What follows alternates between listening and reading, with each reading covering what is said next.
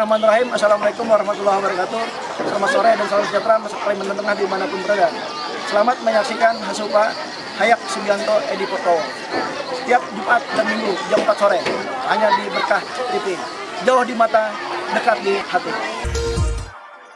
Assalamualaikum warahmatullahi wabarakatuh. Selamat sore pemirsa Berkah TV. Jumpa lagi nih di program Hasupa Hayak Sugianto dan Edi Prabowo.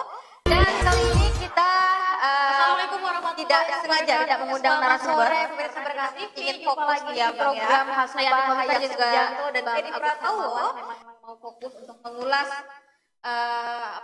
hasil debat kandidat Pilgub malam tadi ya Bang ya. Iya. Dan ngomong-ngomong kita tumben kita berdua. Jarang banget, 2 minggu udah kita nggak berdua di sini ya. Biasanya alone, sendiri-sendiri gitu. Lagi pengen. Oke Bang, malam tadi Abang nontonnya di mana nih? Di rumah atau nonton bareng? Kebetulan kita tadi malam bareng-bareng semua nonton. Studio Berkah TV juga, kebetulan kita juga bermarkas kan di Rumah Relawan. Jadi kami itu yang nonton sekitar ada puluhan lah kali gitu kan. Dan bagus banget lah melihat animo dari tim relawan yang kemudian solid juga, kemudian juga masyarakat kan juga akhirnya dengan adanya debat kandidat juga mendapatkan pencerahan ya sehingga mereka nanti ke depan dalam 9 Desember 2020 ini memilih itu bukan lagi berdasarkan tendensi, bukan lagi berdasarkan misalnya hal-hal yang identitas dan segala macam, tapi soal bagaimana kemudian bisa masyarakat ini menerima materi gitu loh, bahwa oh iya ternyata figur yang aku butuhkan itu yang sesuai ke depan itu 5 tahun ke depan itu yang begini nah gitulah. Betul banget. Dan kali ini kita tidak sengaja tidak mengundang narasumber. Oh iya ternyata dan figur yang aku debat butuhkan itu tersebut yang sesuai ke dibagi depan menjadi 6 segmen ya Bang ya. Dan seru banget. Seru banget. Jadi kita hari ini memang ingin mengulas tidak sengaja ada beberapa narasumber yang sudah ditayangkan malam tadi. Jadi jangan kemana-mana, ada iklan yang mau lewat satu. Saya rasa dari nomor 1 selalu membicarakan masalah infrastruktur jalan ke provinsi, terus masalah desa. Kita ada 1.434 desa se-Kalimantan Tengah. Ada terletak di Kapuas 214 desa. Ada desa sangat tertinggal di Kapuas 7 desa. Ada 107 desa yang tertinggal. Ada desa sisanya desa maju dan mandiri. Saya rasa Pak Ben nggak gampang. Yang saya ingin tanyakan, bagaimana Pak Ben mengurus provinsi 1.434 desa, sedang mengurus kabupaten aja tidak mampu. Nah terus yang kedua Pak Ben, mengenai infrastruktur kita mengurus daerah Pak Ben dari Bundaran Besar sampai ke Dedahuk itu adalah dana provinsi 310 miliar kami masukkan ke dana sanksi Multias dan Reguler.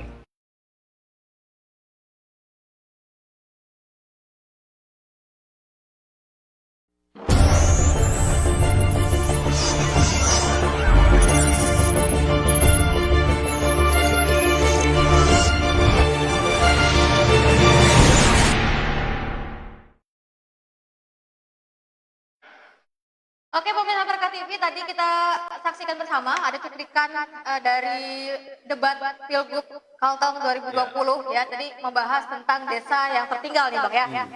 Nah, menurut Abang tuh bagaimana nih Bang? Ya, jadi kukira memang dalam sesi-sesi awal gitu ya, ini yang kemudian kurasa juga di luar ekspektasi pada akhirnya gitu, karena dari kemarin kita melihat juga beberapa teman-teman relawan media sosial ya, teman-teman 01 itu kan sangat percaya diri bahwa Pilgub Kalteng 2020 ya, tadi membahas tentang desa yang tertinggal nih Bang ya. Nah, Menurut Abang tuh bagaimana nih Bang? Dan mungkin mereka akan melakukan tekanan-tekanan sesi awal gitu ya. Ini yang kemudian kurasa di luar dan alhamdulillah luar ekspektasi. Karena kita lihat dari kemarin tim 02 justru banyak relawan Pak Sugianto ya. Dia lebih banyak bicara data-data, sangat percaya sama soal Pilgub Kalteng 2020 ya, tadi membahas tentang desa yang tertinggal nih Bang ya.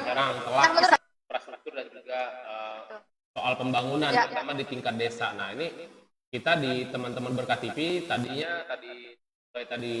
pagi itu sudah menyiapkan beberapa bahan editorial redaksi gitu ya tentang berita-berita potongan-potongan dari hal-hal yang hits yang kemudian bisa ditampilkan teman-teman. Nah, Saya kira juga kayak bicara infrastruktur dan desa gitu ya, itu Pak Sugianto kenapa menekankan ke Kapuas gitu ya. Banyak teman-teman mengatakan ini kenapa sih Pak Sugianto bicara lebih banyak ke Kapuas, kita kan Iya, bicara iya. pilgub gitu. Nggak begitu gitu ya. Jadi kita kalau pengen jujur dan pengen objektif gitu ya, bahwa kedua paslon ini sebenarnya kan bukan orang yang kemudian hari ini tidak punya jabatan publik.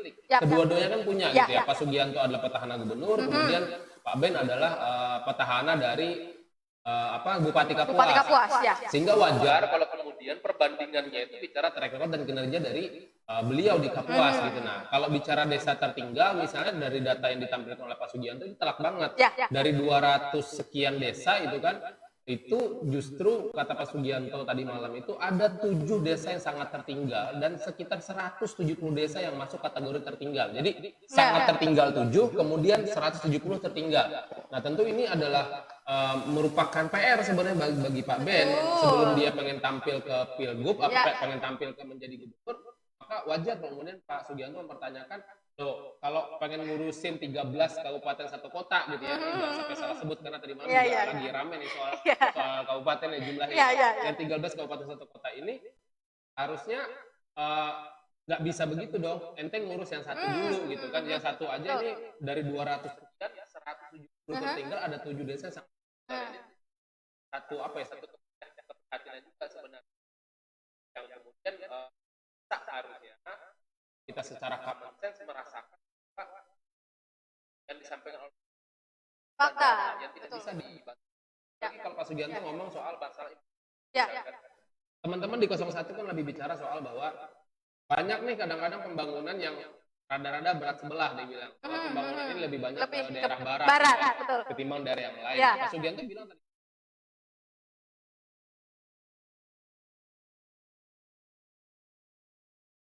secara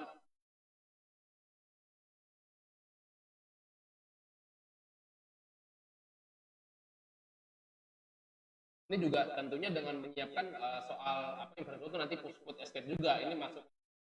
Ini kurasa adalah data yang dan kemudian yang harus diketahui publik gitu loh, bahwa nggak begitu juga gitu loh. Kalau kemudian misalnya Pak Sugianto misalnya kemarin itu kan yang paling dilihat kan pembangunan daerah barat adalah soal kolam, pembangunan jembatan kolam.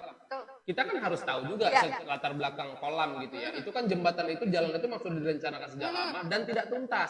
Dituntaskan di zaman Pak Sugianto gitu. Nah, harusnya nggak mungkin dong sesuatu yang mangkrak kemudian dibiarkan saja. Jadi kita harus ada, jadi kalau dalam bahasa dalam ada step by step lah ya Bang ya. Ya, bukan sekedar step by step, tapi kalau dalam ilmu pemerintahan tuh kita harus utamakan mana yang prioritas gitu. Jadi kan ada penting dan prioritas, ada penting dan tidak prioritas gitu kan. Ada yang tidak prioritas tapi penting, ada yang tidak prioritas kemudian tidak penting. Nah, soal kolam ini adalah sesuatu yang sangat penting dan prioritas karena dia sudah berjalan tapi kemudian mangkrak. Nah, kemudian diselesaikan oleh Pak Sugianto. Melihatnya harusnya kacamatanya ke sana dulu gitu karena proses pembangunan ini kan jadi banyak gitu ya.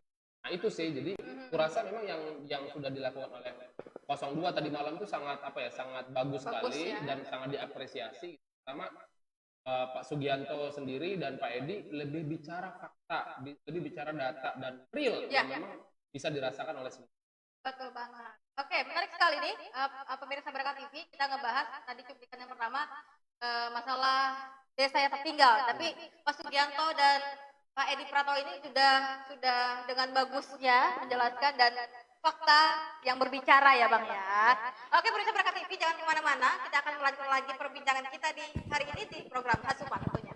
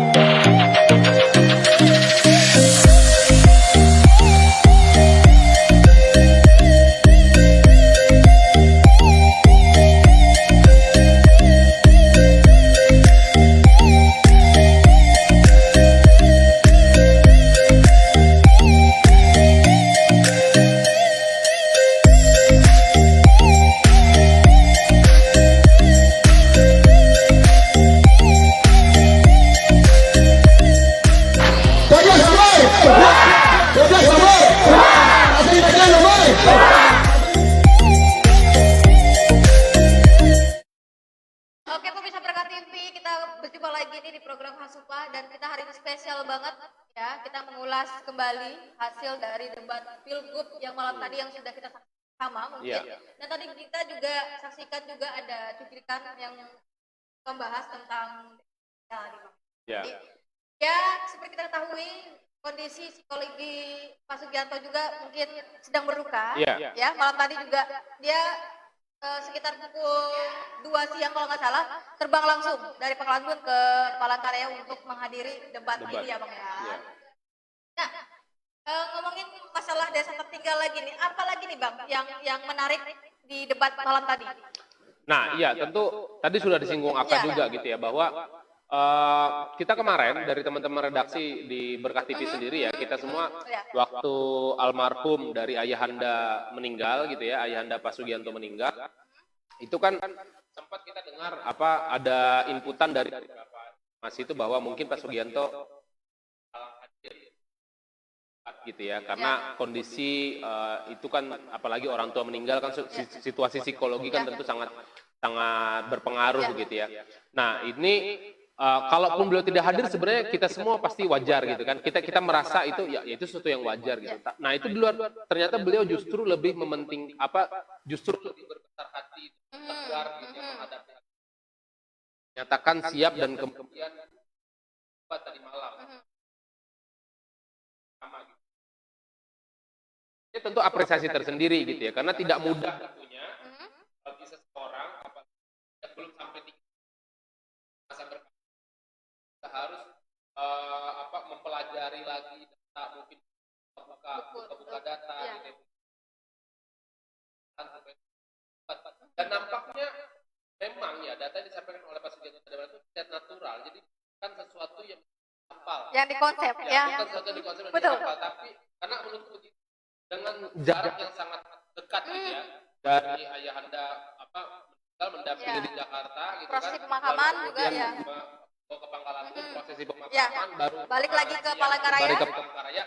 Selain kejiwaan yang kemudian juga dalam masa bergabung, satu sisi beliau juga misalnya harus mempelajari, itu nggak sempat dong. Ya. Berarti memang data-data disampaikan oleh Pak Sugianto Sabran sama ya, dan memang sesuatu yang kita ketahui, beliau memang meyakini adanya, dan yang paling penting beliau memang membidang ya, bahasanya itu tahu gitu loh dalam kondisi hal tersebut. Jadi beliau adalah orang yang itu adalah tidak hanya dalam konsep tapi juga secara lapangan beliau sadar dengan hal tersebut.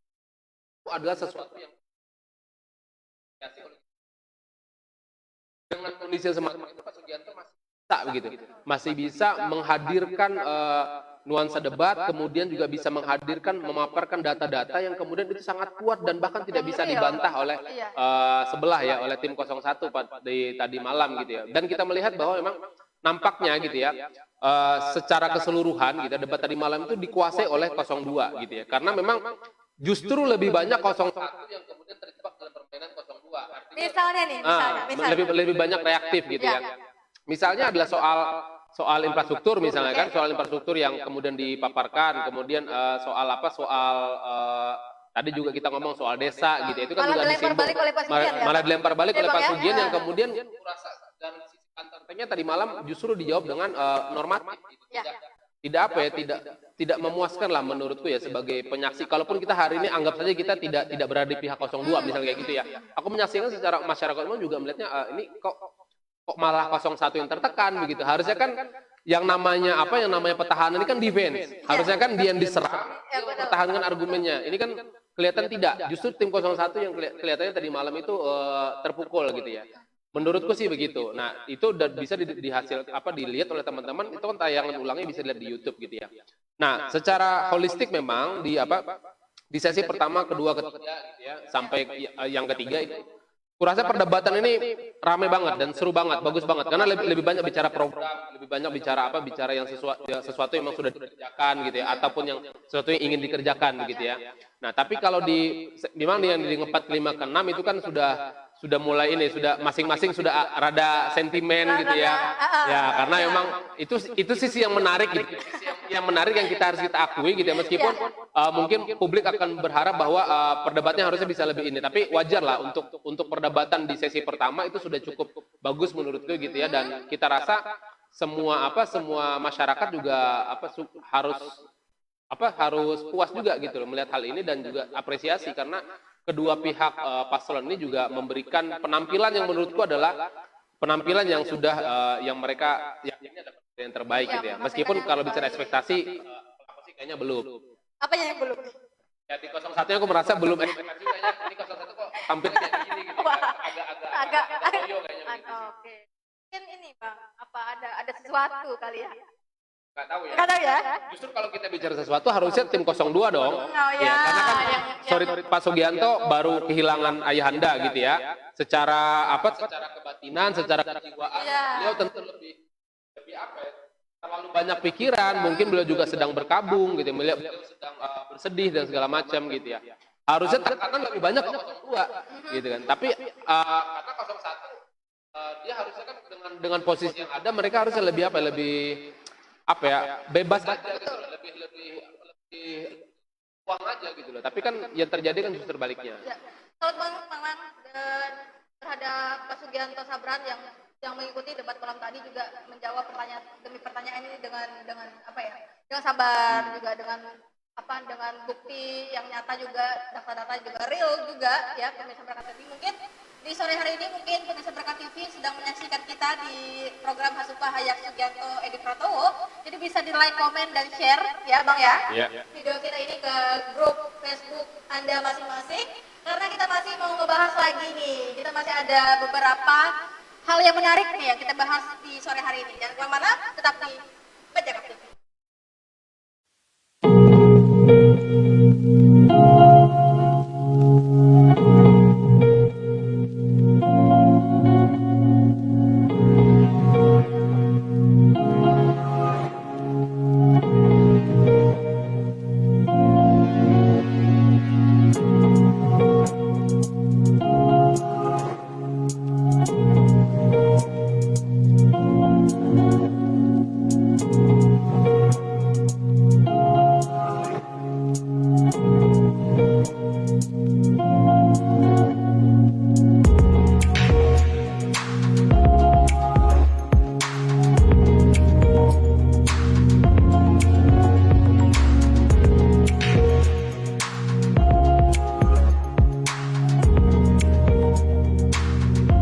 Bismillahirrahmanirrahim. Assalamualaikum warahmatullahi wabarakatuh. Selamat sore dan salam sejahtera Masa Kalimantan Tengah dimanapun berada. Selamat menyaksikan Hasupah Hayak Sugianto Edi Pratowo setiap Jumat dan Minggu jam 4 sore hanya di Berkah TV. Jauh di mata, dekat di hati.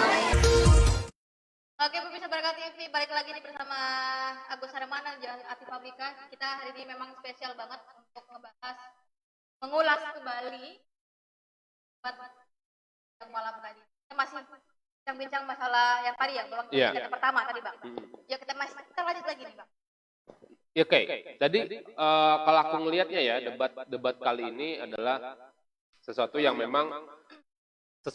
sangat ditunggu-tunggu. Pertama adalah posisi masyarakat kan sekarang lebih banyak di daring, lebih banyak di internet gitu ya, apalagi setelah pasca pandemi COVID-19. Tentunya mengharuskan kita sekarang lebih banyak beraktivitas justru di internet, justru lebih banyak di kegiatan media sosial dan segala macam ketimbang offline gitu ya. Karena juga dari segi pembelajaran, dari segi kita bekerja, work from home gitu ya, terus kemudian hal-hal yang lain itu mengharuskan kita untuk jaga jarak macam. Nah, ini yang kemudian membuat debat kali ini begitu seru dan juga sangat dinanti-nanti, terutama bagi masyarakat itu pasti ditonton ya gitu loh. Dengan total pemilih Kalteng nanti yang pada tanggal 9 Desember itu kurang lebih 1,6 sampai 1,7 juta itu gitu ya. Tentu ini adalah sesuatu yang sangat penting sekali buat masyarakat, terutama buat insight, berwawasan masyarakat, supaya apa? Supaya dalam memilih ke depan itu adalah betul-betul pemimpin yang kemudian diharapkan mampu melakukan yang terbaik begitu ya. Sesuatu yang kemudian betul-betul tidak hanya sekedar janji, tapi juga lebih bicara fakta dan kinerja. Nah, aku rasa debat kali ini sangat esensial gitu ya, terutama yang paling kita tunggu adalah debat nanti pada saat di yang kedua dan yang ketiga gitu. Karena masih ada dua sesi lagi kan debat ini kan.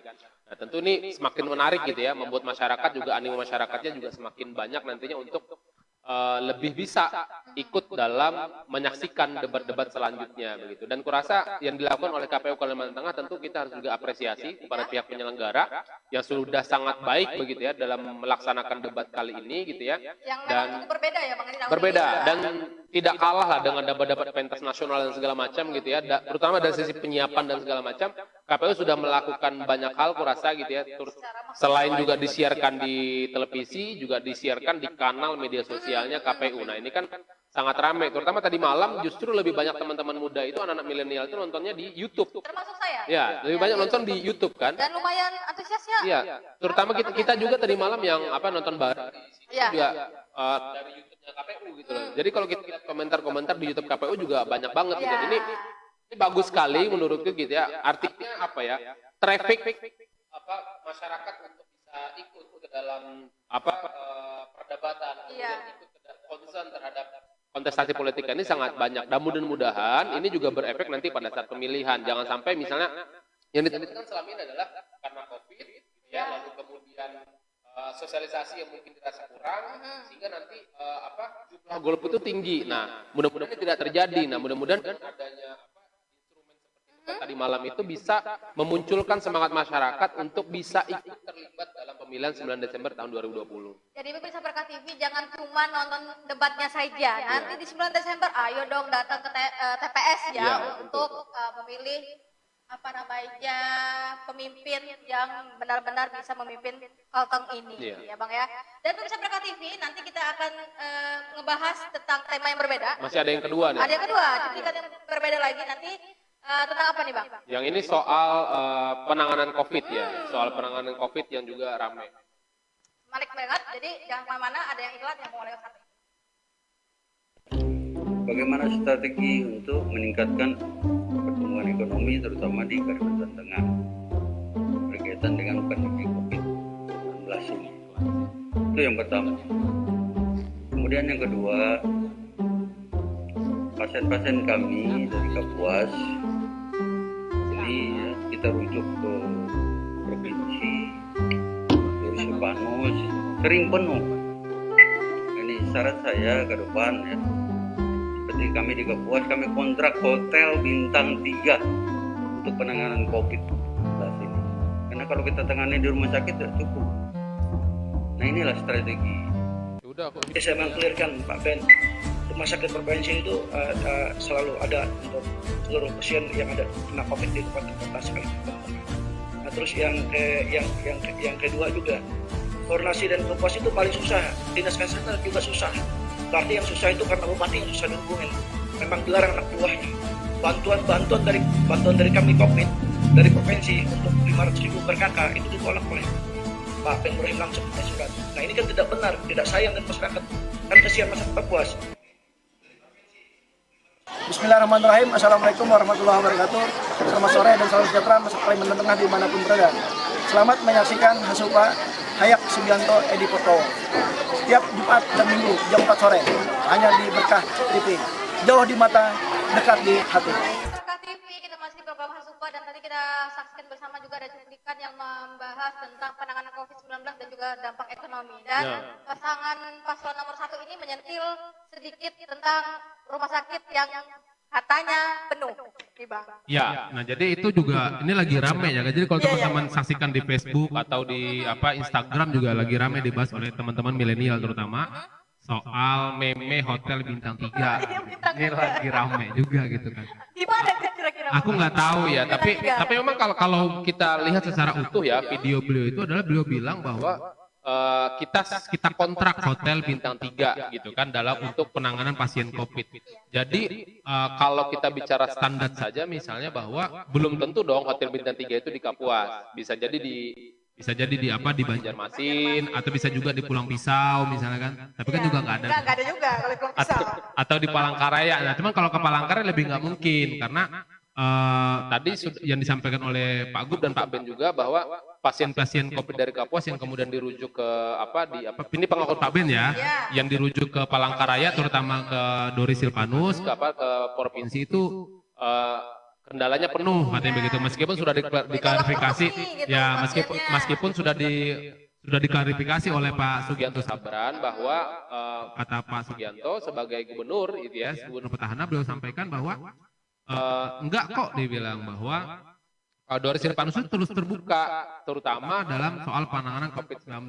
Karena memang pemerintah provinsi, setahuku ya, dalam beberapa bulan terakhir, terutama dari masa-masa COVID, terutama juga, aku kan juga berteman tuh dengan Facebooknya Kepala Dinas Pendidikan, Kepala Dinas Kesehatan tuh, Pak Isyuti Samsul gitu kan. Beliau sering memaparkan kinerja-kinerja itu kan di media sosial juga gitu ya, bahwa untuk menanggulangi pasien COVID itu tidak hanya rumah sakit, Bapelkes kan juga dibuka gitu ya, dan beberapa tempat supaya ketika memang misalnya ketika terjadi perlonjakan misalnya pasien COVID, ini tidak sampai ada pasien COVID yang kemudian tercecer dan tidak diterima. Itu adalah kinerja dari pemerintah provinsi. Belum lagi kalau misalnya Pak Sugianto sampaikan misalnya kan bahwa memang sekarang itu penanganan COVID-19 di Kalteng itu sudah bagus, terutama angka kesembuhan sudah mencapai 90% gitu. Ini kan juga harus diapresiasi. Nah, adapun persoalan yang lagi ramai adalah soal hotel bintang 3 segala macam, ya aku nggak tahu lah itu. Tapi kalau setahu kita sih di Kapos itu memang tidak ada si hotel bintang 3 gitu ya. Setahu kita yang mungkin living di Kapos segala macam itu kayaknya nggak pernah ada tuh hotel bintang 3. Aku nggak tahu kalau memang misalnya hotel bintang 3 dalam penafsiran pribadi, beda ya. Karena kan kalau bicara hotel bintang 3 ini kan namanya hotelnya kan bukan disertifikasi apa sebetulnya disertifikasi kan, dia dapat hotel 1, 2, 3, 4, 5 dan seterusnya itu kan karena memang ada pengakuan dari pihak-pihak stakeholder yang memang menangani itu gitu kan. Nah, itu satu. Yang kedua adalah disampaikan oleh Pak Sugianto tadi juga bicara dampak. Ini kan tadi kan juga tidak hanya bicara soal penanganan COVID-nya, tapi juga bicara dampak ekonomi gitu ya. Terutama dalam soal stimulus, bantuan langsung tunai kepada masyarakat. Nah, yang sangat menarik adalah tadi kan Pak Ben di awal sempat bilang strategi apa nih yang kemudian pengen diterapkan dalam penanganan COVID-19, terutama dalam penanggulangan ekonomi gitu ya. Nah, kalau kita bicara penanggulangan dampak ekonomi, tentu hal yang pertama adalah soal stimulus ke masyarakat, mau itu bantuan langsung tunai, mau itu dalam program misalnya sembako dan segala macam gitu kan. Nah, yang kemudian salah satu fakta yang disampaikan oleh Pak Sugianto juga sangat menarik karena Kapuas adalah salah satu kabupaten yang menolak dari adanya bantuan Pemprov ke masyarakat, dan itu ditolak memang oleh surat loh Bang. Ya, secara legal ditolak secara legal pakai surat itu oleh Pak Bupati langsung, yaitu dalam hal ini Pak Ben gitu ya. Belum lagi kalau bicara koordinasi, kata Pak Gubernur, kata Pak Sugianto yang kemudian dari 14 kabupaten kota gitu ya, atau 13 kabupaten satu kota supaya aku nggak salah. Itu Kapuas kabupaten yang kemudian paling susah dalam koordinasi dan dengan pemerintah provinsi gitu ya. Koordinasinya tuh mungkin bisa diklasifikasikan buruk kalau kata Pak Sugianto gitu ya. Tentu ini adalah catatan tersendiri juga gitu kan. Nah, bisa jadi gitu ya, bisa jadi yang kemudian dirasakan oleh teman-teman misalnya kenapa di Kapuas misalnya tidak terlalu ada sentuhan langsung dari provinsi dan segala macam, itu bukan karena pemerintah provinsi itu tidak pengen ngebantu, tapi juga karena komunikasi yang kemudian kalau kata Pak Sugianto tadi, karena memang Pak Ben dalam hal ini itu sulit untuk dihubungi gitu ya, sulit untuk diajak kerjasama, sudah ada untuk koordinasi. Padahal kalau kita lihat materi debat tadi malam, tim 01 itu selalu menekankan soal koordinasi, selalu menekankan soal kerjasama, selalu menekankan soal bagaimana program pembangunannya kita keroyok bersama-sama. Nah, tapi di satu sisi faktanya adalah dalam hal ini Pak Ben selaku Bupati Petahana Kapuas justru melakukan yang berbeda menurut pengakuan Pak Sugianto gitu ya, karena koordinasinya sulit, kemudian bantuan Pemprov dalam penanganan dampak ekonomi terhadap COVID ini juga tidak diterima, begitu kan, yang 500.000 per kakak tadi gitu. Padahal itu sesuatu yang sangat diperlukan sekali gitu ya. Tadi pagi juga aku mantengin statusnya Bu Faridawati, Ketua Umum Nasdem Kalteng gitu ya. Beliau cerita bahwa beliau nanyakan ke anaknya ya, kan salah satu wakil ketua DPRD Kabupaten Kapuas tuh, Bang Epan gitu ya. Nah, beliau bilang bahwa apakah menolak bantuan pemerintah provinsi itu karena memang sudah cukup tuh ini dengan bantuan yang ada yang dikeluarkan oleh Pemkap gitu ya kepada masyarakat. Nah, kalau kata Bu Farida, dia hasil diskusinya dengan anaknya itu ternyata masih banyak kok masyarakat yang masih membutuhkan gitu. Nah, inilah yang kemudian dibilang Pak Sugianto. Tadi ada frase di akhir beliau sampaikan, beliau kok nggak sayang dengan masyarakatnya gitu. Nah, ini kan satu hal yang menurutku adalah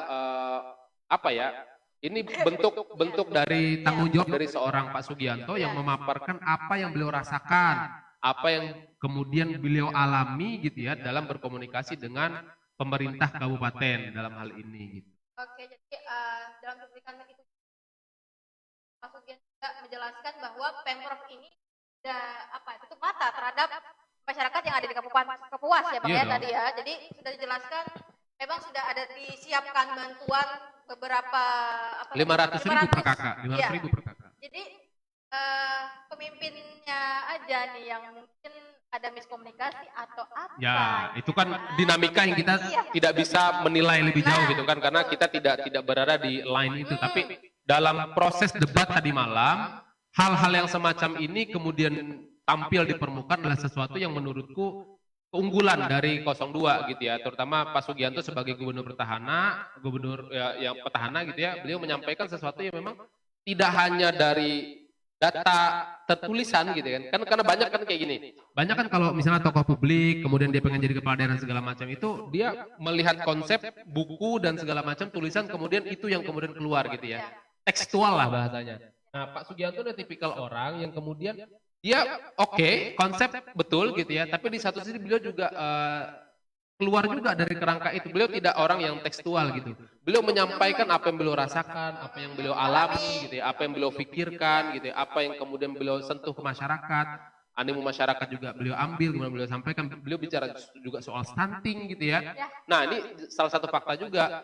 Menurut data yang kutemukan juga kalau teman-teman searching tuh ya di websitenya Pemprov gitu ya, per tahun 2019 memang adalah stunting tertinggi di Kalimantan Tengah itu adalah di Kapuas gitu, sekitar 42%. Persis yang disampaikan oleh Pak Sugianto Sabran, meskipun tadi malam juga diklarifikasi oleh Pak Ben gitu ya bahwa kita sudah peringkat 3 terbaik. Nah, tapi aku cari itu yang beliau sampaikan kita peringkat 3 terbaik itu aku nggak nemu datanya. Hasilnya apa? Terakhir nggak nemu. Yang terakhir memang adalah yang disampaikan oleh Pak Sugianto Sabran bahwa Kapuas dalam posisi stunting hari ini memang tertinggi gitu ya, sekitar 40%. Penyumbang ini ya, penyumbang angka stuntingnya se Kalimantan Tengah itu 40% itu dari Kapuas kayak gitu. Nah, ini fakta gitu loh. Jadi kalau teman-teman cek aja di websitenya Pemprov itu ada kok gitu ya. Aku sudah cek tadi, aku cari itu yang Pak Ben katakan bahwa mereka peringkat 3 terbaik. Aku nggak tahu ya data mana yang digunakan, tapi aku sedang cari dan itu belum dapat gitu ya. Mungkin aku yang hilaf dan segala macam, tapi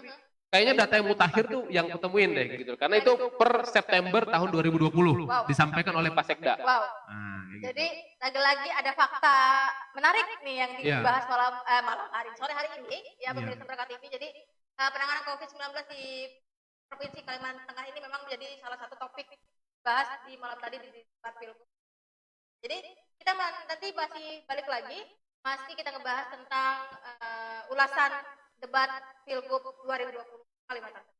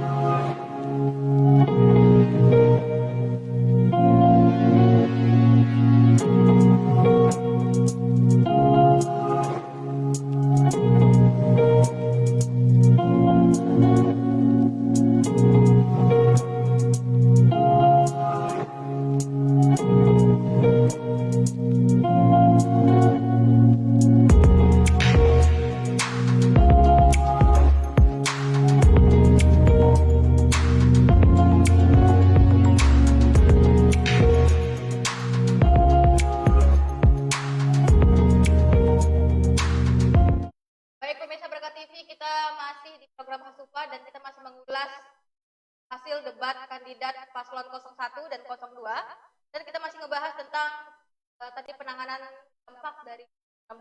Yang menarik sekali tadi yang dibilang rumah sakit penuh dan lain-lain. Jadi menurut informasi juga, kok Pemprov ini tidak apa namanya, tutup mata juga masalah COVID-19 ini. Banyak banget bansos-bansos yang sudah disalurkan ke beberapa daerah, ke beberapa kabupaten juga ya Bang ya. Iya. Jadi menurut Abang nih gimana nih, menurut kacamata Abang nih? Oke. Kalau aku sih sebenarnya sederhana ya, terutama kita juga harus memberikan pemahaman juga nih kepada teman-teman gitu kan, bahwa kalau bicara COVID ini kita harus bicara bahwa ini adalah pandemi, jadi ini adalah masalah global, bukan masalah Kalteng saja gitu kan, bukan masalah Kapuas saja, bukan masalah kecamatan saja, bukan, tapi ini masalah dunia gitu ya. Sehingga kalau kemudian pengen eksplor bahwa gimana cara kita untuk memerangi COVID yang paling efisien misalnya kayak gitu ya, itu menurutku rada absurd gitu. Kenapa? Karena hari ini hampir tidak ada satu dunia pun, satu negara pun yang memang dalam artian dia sudah berhasil keluar 0% sudah kasus COVID yang nggak ada gitu kan. Artinya bahwa harus disadari ini memang masalah global gitu ya. Nah, tetapi kemudian yang bisa kita bahas adalah bagaimana kemudian penanganan belakangnya gitu, atau dampak dari COVID-nya itu sendiri gitu. Itu yang harus lebih banyak dibicarakan. Jadi dari sisi kesehatannya, termasuk juga dari sisi bagaimana misalnya mengatasi masalah ekonomi. Karena kalau bicara COVID, otomatis kita juga akan bicara bahwa karena manusia ini dia tidak bisa berkerumun lagi, tidak bisa bekerja secara normal seperti biasa gitu ya, maka pengaruhnya itu terhadap produksi ekonomi juga akan sangat-sangat berpengaruh. Nah, inilah itu kemudian kenapa yang disampaikan oleh Pak Gubernur Pak Sugianto dalam hal ini adalah bahwa menangani COVID itu bahwa ada beberapa treatment ya, terutama tadi selain kita membereskan urusan kesehatannya, bagaimana kemudian penularannya ini tidak banyak gitu kan, otomatis juga bicara recovery kesehatan yang sekarang sudah di angka 90% penyembuhan kesehatannya, dan ini sudah bagus. Kerjasama tentu bukan hanya peran Pak Sugianto sendiri, tapi juga dengan stakeholder terkait, dalam hal ini ada dinas kesehatan, teman-teman dokter dan segala macam gitu ya. Tapi beliau sebagai kepala daerah yang kemudian mengaransemen ini semua berarti berhasil gitu ya. Itu satu, itu poin yang harus dipahami lebih dulu, dan itu harus diakui karena itu fakta dan itu objektif. Yang kedua adalah bahwa bicara dari sisi ekonominya. Nah, karena kita bicara dampak dari COVID ini adalah bukan hanya korporasi, tetapi juga masyarakat menengah ke bawah, maka yang harus dibangkitkan itu daya belinya dulu. Nah, kalau bicara daya beli, maka akan bicara soal keuangan, ya kan? Makanya stimulan itu penting, dan itu dilakukan oleh setiap government, dilakukan oleh setiap pemerintah, dari pusat sampai ke daerah. Dan ini dilakukan oleh Pak Gubernur juga dalam ini, Pak Sugianto juga dalam hal ini gitu kan. Nah, ada fakta bahwa misalnya Kapuas menolak tadi bantuan dari Pemprov itu adalah big question sebenarnya, pertanyaan besar. Ada apa dengan itu? Makanya kemudian kalau misalnya Pak Sugianto menyebutkan tadi malam misalnya ya, kenapa misalnya adanya kekusutan dalam komunikasi atau koordinasi antara pemerintah provinsi dan Kabupaten Kapuas gitu ya. Aku juga mengutip ya, yang disampaikan oleh debat tadi malam itu adalah bisa jadi disinyalir adalah karena memang ini urusan lagi-lagi urusan pilkada, lagi-lagi ini urusan kontestasi politik. Karena kemudian dia tahu bahwa akan berhadapan misalnya dengan petahana provinsi, makanya kemudian bisa kemudian terjadilah hal-hal sedemikian. Itu kan hanya dugaan-dugaan yang dilakukan gitu, tapi bisa jadi itu motif utamanya gitu ya, dan itu memang satu hal yang wajar sebenarnya, tapi kemudian kalau sampai kebijakan publiknya justru berpengaruh karena kontestasi politik, nah ini yang kemudian sebenarnya tidak kita harapkan. Iya, ya pemirsa Berkat TV, jadi sampai di bulan ini juga Pemprov kita ini sudah menuju zona orange, jadi mau menuju zona hijau, jadi terbukti dong ya. Sudah ada peningkatan lah masalah penanganan COVID-19 ini. Jadi pemirsa Berkat TV, sepertinya kita sudah di akhir segmen ya. Jadi menurut Abang nih, apa kira-kira kesimpulan dari debat Pilgub di 2020 yang tadi malam disaksikan? Oke, kalau bicara kesimpulannya tadi malam, kupikir bahwa 02 menguasai Medan gitu ya. Arena perdebatan, dan itu harus diakui gitu ya. Mau pihak siapapun hari ini harus mengakui bahwa pihak 01 lebih banyak membawa data-data yang kemudian salah menurutku, dan kemudian bisa jadi tidak terlalu siap terhadap debat tadi malam gitu ya, sehingga kalau misalnya hari ini banyak meme yang beredar di media sosial tentang Hotel Bintang 3, lalu kemudian beredar juga soal 14 kabupaten satu kota, misalnya begitu-begitu, itu adalah bagian dari bagian dari mungkin kesalahan dalam menjelaskan begitu ya. Nah ini kan namanya netizen, ya kadang-kadang netizen kan suka asik-asik aja gitu kan, yang penting dijadikan meme dan segala macam. Nah, kalau bicara kesimpulan, jauh dari kesimpulan, karena kita bakal melihat lagi 2 sesi debat selanjutnya gitu ya. Masih ada 2 sesi yang disiapkan oleh KPU. Yang paling penting adalah bagaimana sekarang dengan hasil debat tadi malam, kita pengen mengapresiasi, terutama dalam penyelenggara pemilu kali ini, ada KPU, ada Bawaslu gitu ya. Dan yang kedua adalah kedua paslon yang sudah sama-sama gentle menurutku hadir. Tadi malam terutama Pak Sugianto dalam masa bergabung, beliau juga mau hadir gitu ya, dan belum menampilkan performa yang menurutku lebih baik ketimbang yang ada, Pak. Mungkin bahkan Pak Edi Pratowo saja kalah ya kalau bicara performa gitu ya. Pak Sugianto justru lebih banyak menguasai konten. Beliau bahkan membuat konten sehingga 01 lebih banyak makan konten sebenarnya gitu. Jadi hampir tidak ada 01 bikin konten kemudian itu jadi dan disoroti oleh 02 enggak, tapi 02 lebih banyak bikin konten, kemudian kontennya ini kemudian harus di counter attack oleh tim 01. Nah menurutku itulah, kalau dari ilmu komunikasi, siapa saja yang bisa membuat konten, lalu kemudian konten ini konsumsi kemudian di counter attack oleh orang lain, maka itu sebenarnya dari sisi komunikasi dia sudah menang. Ya, dan menurutku 02 tadi malam itu sudah menang. Oke, pemirsa Berkah TV, menarik sekali ulasan kita di sore hari ini, jadi mengulas tentang debat kandidat paslon 01 dan juga paslon 02 yang kita saksikan tadi malam nih, seru banget ya.